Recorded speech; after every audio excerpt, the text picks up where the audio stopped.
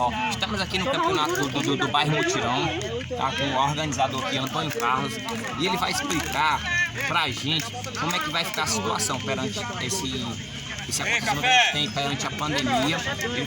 Ele vai explicar como já vai ficar a situação do campeonato, o que ele achou das partidas anteriores, o que ele achou de hoje, e ele vai explicar para nós hoje como é que vai ficar a situação do campeonato dele, entendeu?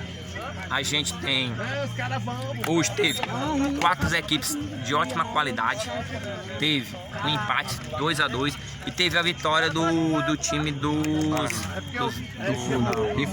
Rifugo, 1-0 perante a Boca da Mata.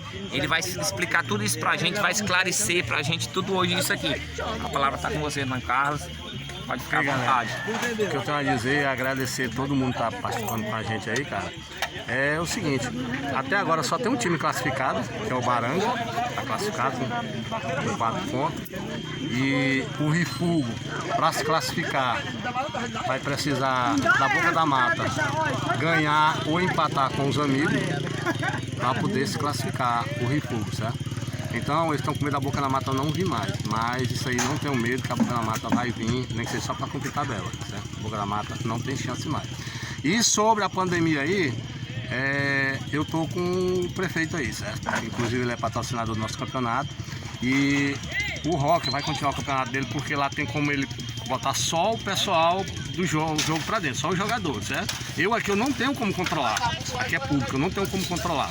Então botar um jogador de um lado, com a torcida ali, vai ficar a multidão.